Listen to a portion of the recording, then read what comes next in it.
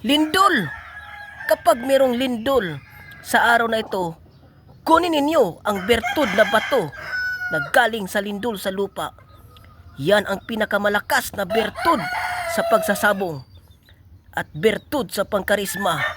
Lahat na may bertud sa pagsasabong, talo. Kunin ninyo sa pamagitan ng bibig ng tao dahil ang pagkuha sa bibig ay meron kang magtataglay ka ng kalakasan sa iyong katawan at kalakasan sa manok. Ito ang pinakamalakas na bertud sa bato sa lindol.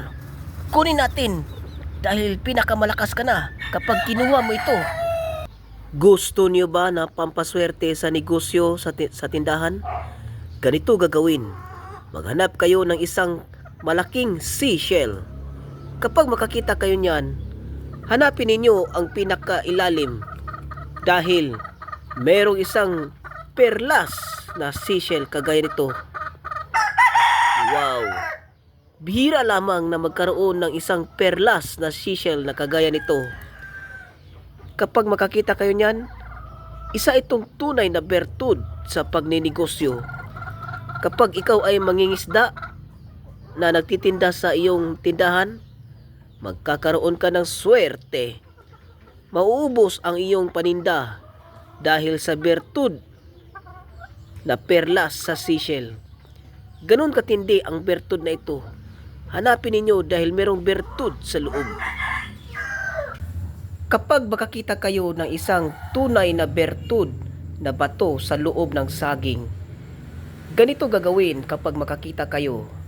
Kapag makakita kayo, ritualan natin ang ating bertud na bato sa pamamagitan ng usok ng ating kahoy na dagta na lunay.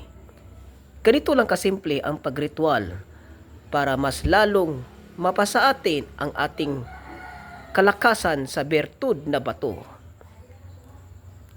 Hipan natin. Pagkatapos natin hipan, ito ay magdadala ng kalakasan sa ating enerhiya sa ating bato. Ang usok na ito ang simbolo sa pagtatawag sa ating Diyos na si Bathala. Dahil magkokonekta ang ating kaisipan at pagsasalita sa ating Diyos. Ganito dapat ang pagre-ritual sa ating bertud na bato sa loob ng saging. Ganito katindi ang lakas ng bertud. Gusto nyo ba na panggayuma? Ganito gagawin. Maghanap kayo ng isang bunga ng saging.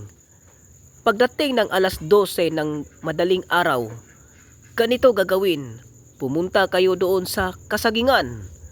Kapag nahulog ang isang bunga ng saging at tumama sa iyong mukha, ulo, o sa iyong kamay, kung nashoot ang bunga ng saging sa iyong kamay, yan ay pinakabertud sa panggayuma.